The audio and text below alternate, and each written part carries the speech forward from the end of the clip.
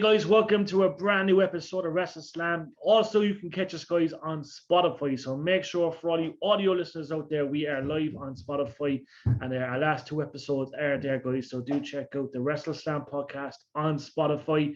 This show is brought to you by Manscaped.com. Be sure to check out the 4.0 package. It is awesome. 8 million balls worldwide. I'd say probably up to 9 million by now. Look, it's just keep going up and up and up the numbers. So look, if you haven't got the Manscaped products, head on over to manscaped.com right now, guys, and use the promo code WrestleSlam for 20% off. I'm proud to say right now, guys, that we have Jer, Phil, and Matt with us at this moment in time. And look, we have a fantastic show lined up, so do stay tuned and do enjoy. But first of all, guys, I'm going to touch base. Ric Flair, he is supposed to make a massive comeback. Now, there was rumors floating for weeks upon weeks that Flair was going to come back, and none of us believed it, but the rumor seems to be building momentum, and it was confirmed by Ric Flair himself that he's going to have that one more match. Now, Phil, what is your take on this? It's obviously it's a very interesting one, isn't it? It is, and I'd be intrigued to see who he's going to fight. Who was he training with? Was it Jay Lethal? Jay Lethal, yeah. Yeah. I am surely he won't fight him as Black Machismo. No, I don't want him to fight anybody. I don't care who it is. It's just apparently. Did you see the story that somebody actually tried to block it by writing a letter to the former WCW announcer, but I can't remember his name. Yeah. That was I'd be on that too. I don't want him to fight at all. What's happened with Jim Crocker Promotions, like in Tennessee, like, so I don't know. Yeah, like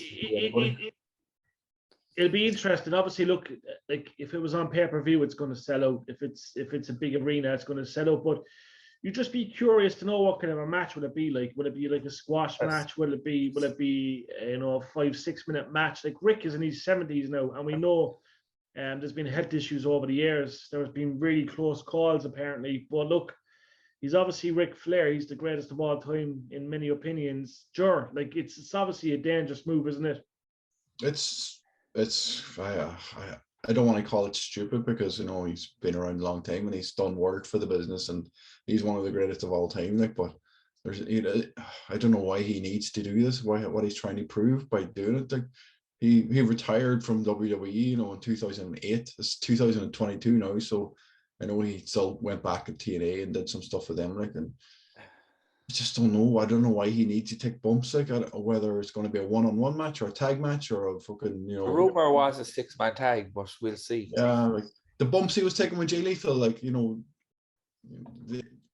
they were just standard fucking wrestling moves. Like, they weren't anything serious, but it's still like for his age and his health issues. 73 years old, yeah. It's taking him at all. Like, he's nothing left to prove. Like, he proved it a long time. He proved it well before he even ever went to WWE, even back in 91, like when he was there. Like, he was already one of the greatest, outside of WWF back in the day. Like, he proved before we were born. Yeah, he did. Like, he's been at it for so long. Like, he survived plane crashes. He survived, so much fucking crap in his life. Like, he survived Me Too as well. Well, it's like he's wanting to fucking like die in the ring or something. Like, it's one of these things where, if he dies in the ring, he'll go, he'll die happy kind of thing. Like, it's just, he doesn't need to prove anything. Like, just leave it alone. Is this just because he needs the attention and no company will go near him? Rob, that's exactly what I was thinking at first. Is he that desperate to actually get like more notice by getting back in the ring? I was just thinking. Well, people, I I've seen a lot of stuff online lately, and like obviously Rick he's fucking iconic. He's the greatest of all time. But a lot of people are saying his life is in turmoil at the moment. I don't know. His wife is divorcing him again. Yeah, I don't know how true that is. And like, he put up a tweet yesterday where his wife came back, and he was, he put up a tweet saying, she's back. And I think that was just, he hasn't seen her in a while. She might have been in Ukraine or something. But I just think the whole thing is building momentum, and that's the worst thing about it. When something builds momentum, fans, There's definitely something going on with him because he fell out with Mark Madden as well in the last few weeks. Yeah, and I think he fell out with Triple H too, didn't he? Yeah, there's been no phone call for a long time. Big one. Maybe now is the time for Triple H to make that call, as in, look, Rick, you need to stop, like. But it's I like the part that worries me, guys, is what goes on behind closed doors. It's where he's training for this match. That's the dangerous part. You know what I mean? How is Charlotte not okay with this as well? She has no say. Choice. She has no say. He wouldn't listen to her. I know. I don't think he listens to anybody other than the Nature Boy in his head. Yeah. I feel like with his match, if it is going to be a tag team, it's just going to end with him getting a call in, and he's just going to pick up the win by doing a figure four. He's the dirtiest player in the game. He's going to turn on someone. That's clearly the way they go. Matt Cardona actually called him out on Twitter, said, he challenged for the NWA title one last time. There you go. That'd be good. I mean, it is. Matt would take care of him in the ring too, there's no doubt about it. But like it's building momentum, like, you know what I mean? There's talks that obviously Jay Lethal is the opponent, and then you hear then like there was a rumor Aaron Anderson was going to give him that one match, and there was a 6-man tag with FTR and Rock and Roll Express. Yeah, I heard that too. Yeah, it's interesting, but look, we'll be stupid enough to watch it, I'd say. And it's gonna happen, there's no doubt about it. Like, but I just do worry what goes on behind closed doors when Rick prepares for the match. He takes the odd bump here and there, like, you know what I mean? No, I'm not one to say a 73-year-old man can't take a bump. That's great if he can take a bump, but I think long-term effects, might not be good, So I just hope it doesn't happen. His legacy is truly cemented before we were even born. And I just hope if it does happen, it's a 6-way tag, It's a 6-man tag, and he's got help and he's not taking bumps, and he just finishes it off. 2 bumps is enough for them to take. One bump is enough, probably. It's mad. Don't do the bit in the fucking corner turnbuckle where he turns upside down. Don't face plant like he normally does, because they could. The big backdrop is what he's going to do. That's the thing. Like, if he takes a backdrop, his fucking hip will fucking pop. Oh no, it's mad. Never mind the elbow on the course as well. Yeah. Well, yet again, guys, look, we have to mention manscaped.com, proudly bringing you WrestleSlam, the podcast. Make sure you check it out online, manscaped.com. And yes, we have a promo code, guys. WrestleSlam is your promo code, 20% off. Do check out the 4.0 package as well. So thanks to manscaped.com for proudly coming on board. Now, moving, guys, to All Elite Wrestling and the man that's trending the last couple of days, Mr. MJF. And lads, it's probably fair to say he is WWE bound in 2024 when his contract apparently ends. Now, it seems to be cemented his contract is up in pretty much a year and a half, 2024. But sure, is it just a moment and a matter of time before we see MJF appear on our screens via WWE? I don't know. We talk about this on Thursday as well on the show, but you just don't know with him. Like, he's so in character. Like, you don't know if he's playing a game with everybody. He could be him and Tony Khan could be behind this whole thing, or he could be just playing Tony Khan and WWE off each other. Like, he's playing to the highest bidder at the minute. Like, if he's not talking to people, he come out today or yesterday. They said that people in higher management don't like him, don't like his attitude or something. Like, he's cocky. Like, he should be cocky. Like, he's 24, 25 years old, and he's one of the best fucking, workers or talkers and whatever, all-around performers in the industry at the moment. Like, there's not many people ahead of him. Maybe Roman Reigns and maybe Omega, when he's back, like he's right up there, like, as and he's only that age, like, so he should be cocky and he should be playing the highest bidder, because he's going to be around, give him 10 years in the business and he's still only going to be 34 years old. Like, he could be one of the greatest of all time if he plays his cards right. But definitely, you just don't know what he's going to do. Like, he could just turn around and say, nah. Yeah, it depends. It depends. Like, Matt, what's your take on MJF? It's surreal. It wasn't long ago we seen him at Over the Top Wrestling. So, like, it's mad. Yeah, I said a while back, it's like I can't see MJF like in WWE simply because the things he would say in a promo, the insults you would toss will not fly well with WWE, especially since WWE is still like being one of the highest companies in the world. Like, so if someone turns on WWE, a blind viewer, seeing MJF saying all these insults, they're gonna have a problem with WWE, call out WWE. Yeah. But I feel like Vince knows All Elite, obviously, and knows the big stars they have at the moment. So if they're going to have MJF, they should just leave him be MJF. But that could either make or break their own company. I know that there's rumors that Cody Rhodes is kind of like nudging MJF to come over, but I'm with Jerry on this one. I feel like that they're just gonna build this over and over that MJF is gonna sign WWE, looking forward to leave AEW. Then 2024 comes along and he decides to stay put. He showed us all for the last few years because we're like, you know what? Not surprised. It's MJF, biggest lovable dickhead in the world of professional wrestling today. Stand by it.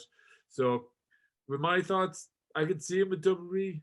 They might use him well, but anyone who doesn't know AEW would think he's just a wannabe Miz. Yeah, That's my view of it. I love it. Philip, tell us, my friend, what's going to happen? You know all about MJF. You know you're a fan. I know you're a fan. What's going to be happening? Is it the case of he's going to play it out till 2024? There's no way he's going to have his contract terminated. It's obviously going to be a year and a half before we see him. Do you know, he's a smart man, and I think he realizes as well that the thing is coming up, the TV deals. So I reckon that's a lot to play into it. Like, we were talking recently, we were saying he was on less than over like 150 grand a year or something. Yeah. He's on very, very low income. So then you've Brian Danielson and Moxley, and what are they on, 2-3 million a year? 3 million Moxley anyway, definitely, yeah. Yeah, so and that'll go higher because his new contract is soon. So and that's only his All Elite contract. Like, he can still do all his indie stuff too. Yeah, and exactly. make more. So he's probably doing 3.5 million, 4 million a year, which is great money. Yeah, exactly. So I reckon he'll stay put, and I don't want him to. I want him to leave. Yeah. Well, the thing about him, like, like I said, he is very young. Like, so, in 10 years' time, when he's 34, his character development will have changed. Like, he won't be the same, young, cocky, better. He'll still be better than you character, like, but he'll be a lot different. So his promos might be completely different in 10 years if he's in WWE. Like, this version of MJF won't be around forever wherever he's at. Like, even if it's AEW in 10 years' time, it mightn't be the same character. Like, so. He might be thinking long term as well, like, where he can get fucking, a couple of million quid a year in his back pocket. Maybe break into Hollywood. Is this is the way WWE are going with their top stars now? Is they're pushing them to be, cross promotional and go over to Hollywood and bring back more rise to WWE as opposed to like fucking off forever, like whether they're doing that with Roman Reigns or not. Yeah, just there a quick question because Moxley was in my head, right? I read yesterday that Renee Young is open to come back to WWE. I don't see why not. She left in great terms. She's well respected. It's it makes sense. She was pretty good. She was pretty good. I just meant to say that Fightful Select, according to them, right? They had up. It was on Wrestling earlier on, but Fightful Select reckon that Tony Khan is willing to pay MJF in 2024 the fee he wants. Being a 3 million or 4 million, so it's going to be interesting to see what actually happens. But you know what I mean? He's definitely $1 million man, and I think he's definitely destined to be a Hollywood star, guys. I think he's got everything, every attribute on screen to do something big like The Miz and John Cena and all these guys. So it's going to be interesting to see how that folds out, and to see what he actually does in the next couple of months. Is he destined to win a title? Is he destined to, to be taken off screen for acting the bollocks? It's going to be interesting to see what does happen.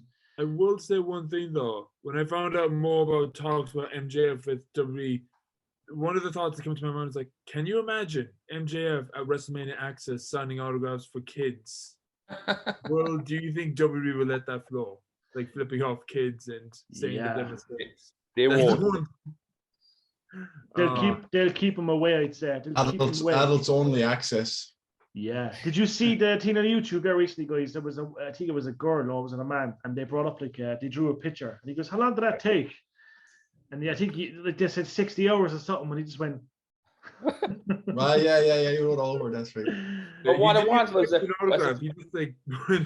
it was a picture of MJF with a dodgy mustache. Oh yeah. It was class though. It's class. Like, his character is incredible. For anyone that wants to check out all our episodes, guys, make sure you head to the WrestleSlam podcast channel on YouTube. We have, numerous videos from, months back, all up there right now. The latest interview there is Luke Jacobs. We have an Impact star coming in the next couple of days, guys, so do stay tuned. So look, we have a great relationship with Impact Wrestling, so do stay tuned and you will see another interview go up in the next coming days. But all our shows are on the YouTube channel, WrestleSlam Podcast, so do get on there. And don't forget, guys, we're also on Spotify, so just type in WrestleSlam Podcast and you can listen to us via audio on Spotify via the WrestleSlam Podcast. I was looking at the stats. It seems like we have a lot of listeners in Ireland, the UK, and United Kingdom. So they're the three countries that are on the UK and United Kingdom. Sorry, United States. I'm looking at it right now. It says your listeners. It says a geographic location. So Ireland 80%, United Kingdom 10%, and United States 10%. It says that we have an audience. So it is all male. And so 78% male, 22% non-Pacific, 0 female. What the hell? No female. God damn it. 0% non-binary as well. And then it says age, we have 11%, 18 to 22, 11%, 23 to 27, 33%, 18 to 34, 11%. Yeah, so 18 to 22 is kind of, I thought that would be a bit higher, but look, 18 to 22 needs to go up, but 28 to 34, that's where our audience is. And 45 to 59, guys, 22%. So a lot of people over 40 listening to our show. So guys, we absolutely love you and thank you very much. And it also says Android 60%, Mac 10%, and the other is 30%. So look, I'm kind of getting into the stats, but look, it's good. So guys, we are on Spotify. Just type in the WrestleSlam Podcast. We've only uploaded 2 episodes because we've only joined Spotify. We'll be on Apple, iTunes, Apple Podcast in due course. I'm just waiting for something to be accepted, and then we will be on that platform too. So look, enough about that, guys. We're going to go back into the wrestling. Now, guys, there's a lot of stuff still floating about in the rumor mill at this moment in time, right?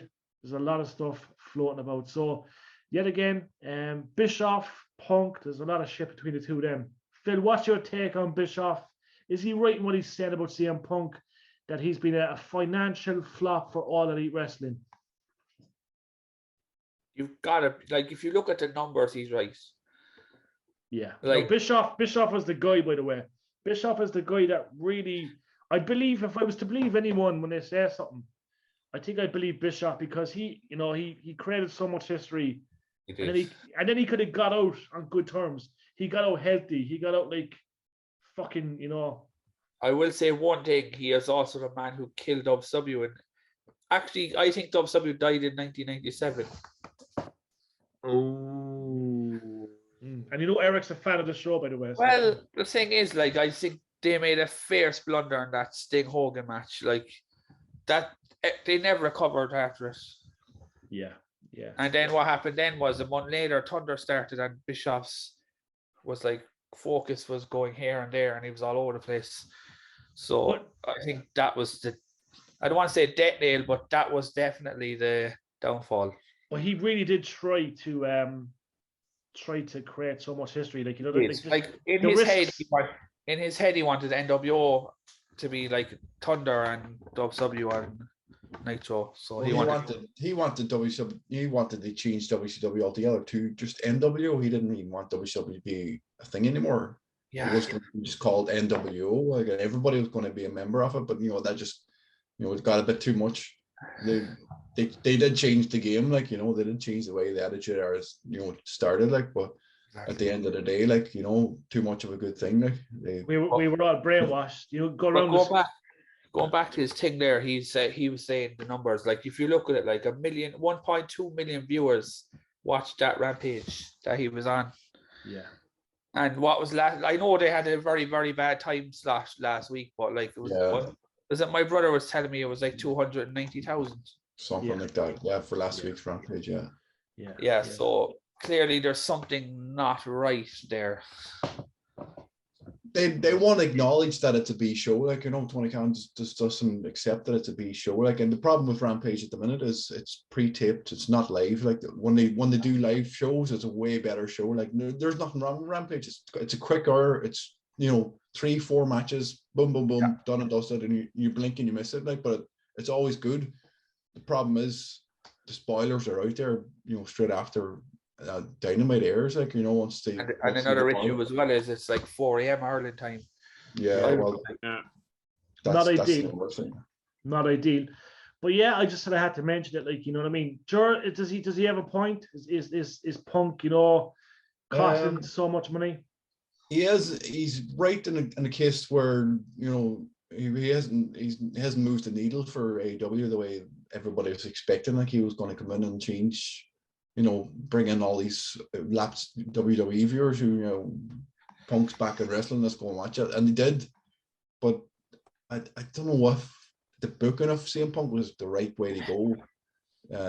Nobody wanted to tune in and see these people that nobody knew who these people he was feuding with. Like, if they had some nostalgia feuds for him to start off with, former WWE guys, try and keep people and let the younger talent then get involved with him later on. Like, him going straight in and like facing Darby Allin straight off the bat, which was a great feud, great match, but it was two faces against each other. Like he should have. I wish Punk was a heel. He's a way better heel than he is anything else, and people love him as a heel. Like, so I don't know whether it was the right call to bring him in as a face, or bring him in try and get all the younger talent over.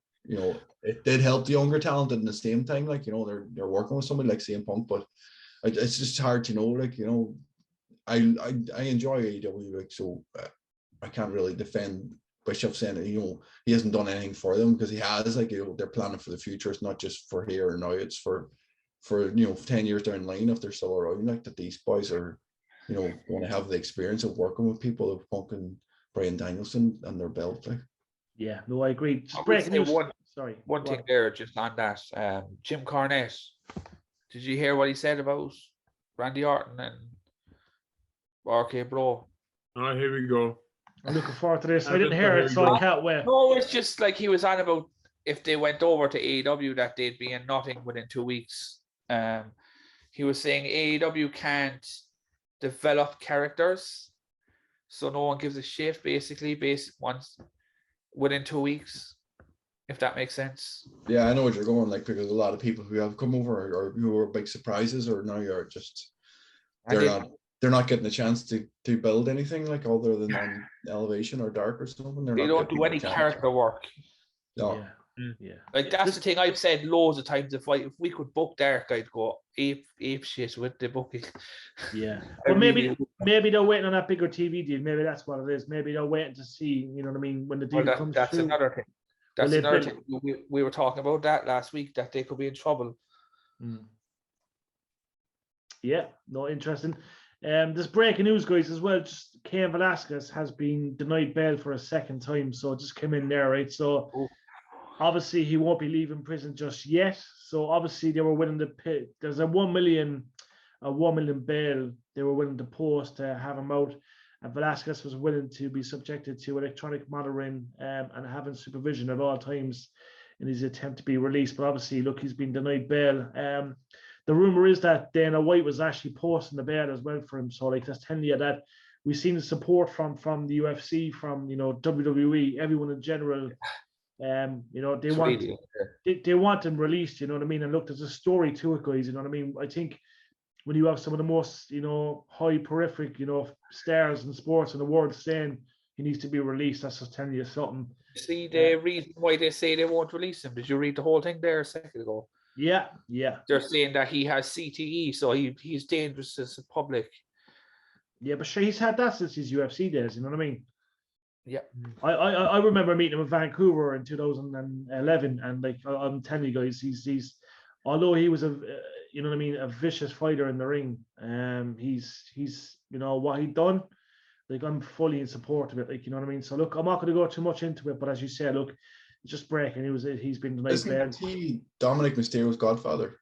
That's the rumor, yeah. You mentioned that when he came out that time for helping Rey Mysterio that time. I was like, yeah, that's weird. Didn't realize they knew each other that long.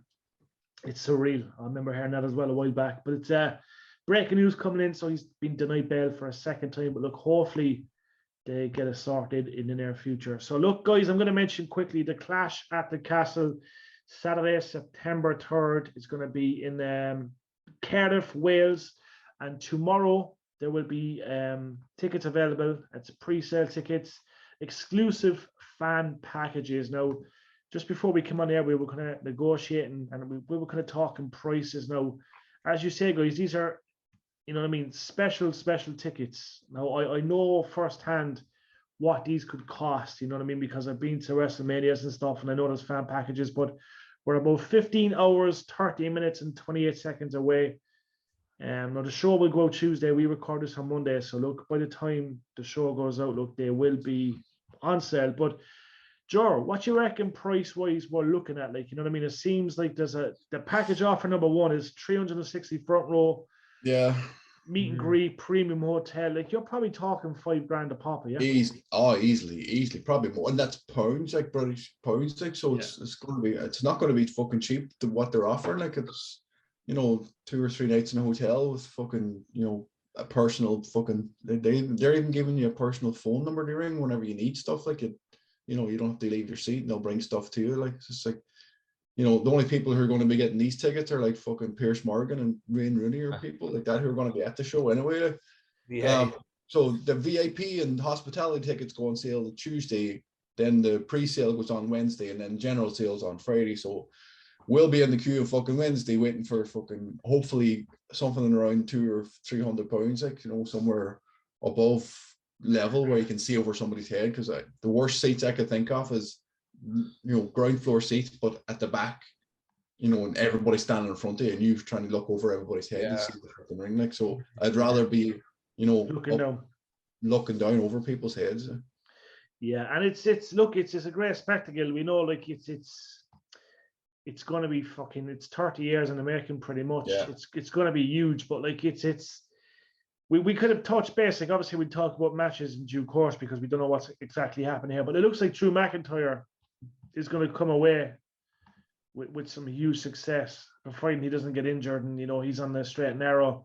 But like he's you know what I mean, he's probably the poster boy for this, isn't he? It looks great. Like, you see the poster is amazing where Drew McIntyre has a sword. You can see Seth Rollins, Bianca, Edge, Cody, and of course Becky Lynch, and then obviously Roman Reigns is kind of doing his, you know, he's face posing to the ground. But it must be very, very stressful for fucking parents to have teenage kids that are about 12, 13, and they're like, Dad, I want to go. And the dad says, look, I'll get you tickets. Not fucking realizing that there's going to be well, they haven't released the prices. Like, so like, I don't know what they're waiting for. Like, it's like a day before the tickets go on sale and they still haven't told people how much it's going to cost. Or like, people are like, how much money do I need in my fucking bank account to pay for these fucking tickets? Now when they go on sale, like, you get in the queue and then they're like, oh, you fucking $3,000 there. And I'm like, I don't have that fucking money to pay for tickets. Like, why didn't you tell me that last week and I could have got the money out of the fucking savings or something? But what's going to happen is, right, you're going to see your average ticket being about £250, right? And then boom, booking fee, £80 and fucking fee. Yeah, that's the problem with Ticketmaster, £350 for a standard ticket. Scalpers then will be selling them for $500 then the next week. I think they stopped that in the UK, don't they? They're trying to, but they definitely stopped it here. Yeah. Because you have to have your name on a ticket now, apparently. Yeah, ID. Yeah. But interesting. It's going to be interesting. Look, we'll have more info on the midweek show and next week's show. But do stay tuned. The WrestleSlam podcast should be in attendance. And look, I'm sure there'll be plenty of interviews as well.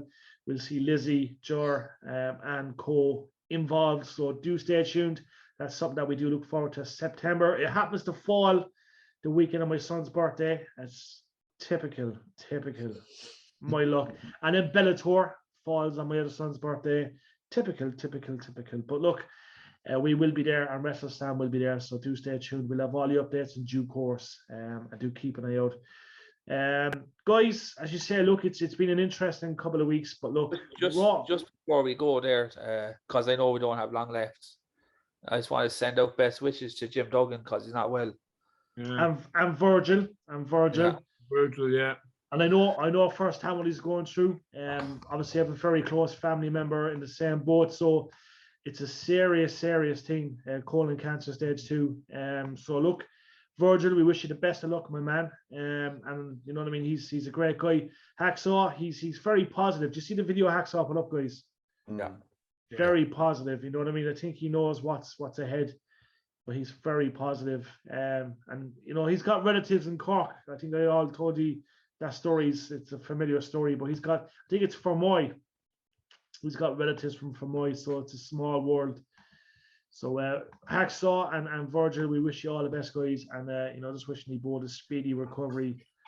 Guys, a lot of stuff trending at the moment. Yet again, the ticket sales for Raw tonight is supposed to be excellent. Brandy Rose opens up about her priorities following All Elite Wrestling departure. Bailey is teasing fans that she's due to make that return, which will delight Phil Connolly, no doubt. Phil, is Bailey going to be back in the next 4 weeks? No. What are we going to see? SummerSlam? July, Money in the Bank. Money in the Bank, yeah. Surprise enter. Yeah. And to round up the show, guys, I have to mention this, right? Finn Balor, is he going to turn heel? It looks it. I hope so. But the thing is, like we were talking about it, and we were saying that it's not going to be Finn Balor, but it's going to be the Demon. But a new version of the Demon. Yeah. And when the Demon turns heel, guys, when he does do this little turn, is it the case if he's going to fuck up AJ Styles? Looks like it. Join the Judgment Day. So are we on debate? Who's going to be the fourth member of Judgment Day? Finn Balor or Balor? Finn Balor. Balor. They're not doing it. I don't think they're going to do anything with Ciampa. No. I can't see anything happening with But him. the thing is, he needs it. Finn Balor's been kind of. We were always on about him. He needs it. He does. Yeah. If they do nothing with Ciampa, does that mean the biggest highlight he did on Raw is just him backstage saying, "We're interviewing Ciampa," and he's just there like, "Hi," that was it. That's his highlight in WWE. But imagine now Edge wins the title and Priest and fucking Balor are tag team champions. Balor will finally get his fucking Rhea Women's, so his tag team title. That's the only title he's never won for WWE. So that's something. What's Balor's status and contract, guys? Does anyone know? Did we say it's 2 years? 2024, yeah. Yeah. So he's going to probably play it out. So maybe that is a good call to be. You know. He did say that he was a big fan of the Forbidden Door, though, which means if he wasn't on contract, he'll definitely get on that. Yeah. Oh yeah, yeah. He's definitely going to stick it out for 2 more years anyway because he asked that. But yeah, Balor going that way. I think that's a good call. I think we'd all like it. Do you know what I mean? The Demon, a new little revamp of the Demon would be fucking epic. That would be cool. It's something they haven't capitalized on. It's merchandise wise, it could be huge. Like we all love the face paint. It's fucking awesome. Do you know what I mean? So yeah, hopefully it happens. I think that's a great call. That is an absolutely great call. Guys, don't forget as well, for anyone looking to go to Phoenix Wrestling in the Kino, get your tickets ASAP. It's fastly approaching the next date. And of course, OTT Wrestling as always. They've had a few setbacks lately, OTT, so we wish the team all the best. It's been a hard road for them in recent weeks. A lot of shit going on with I believe venues and stuff, you know, acting the bollocks. So look, we hope you know, it's all sorted because OTT needs to be a monthly thing. You know, they have an absolute fucking gigantic fan base, you know what I mean? So hopefully that continues in due course. Guys, don't forget we are on Spotify. I know I keep saying it, but I have to keep saying it because we've never been on Spotify till now, until I got my shit together and fucking got it done. After 2 years of being, you know, I have a good team. You could have been a lot worse. You could have really fucking, you know what I mean? You could have really slapped me about, like, you know, for not acting the bollocks with Spotify. But I've got it up. So our last 2 episodes are there. And look, this episode will be on Spotify to make it number 3. Just type in the WrestleSlam podcast on Spotify. We're also on YouTube. As you all know, we set up a new YouTube channel months ago. It's called the WrestleSlam Podcast.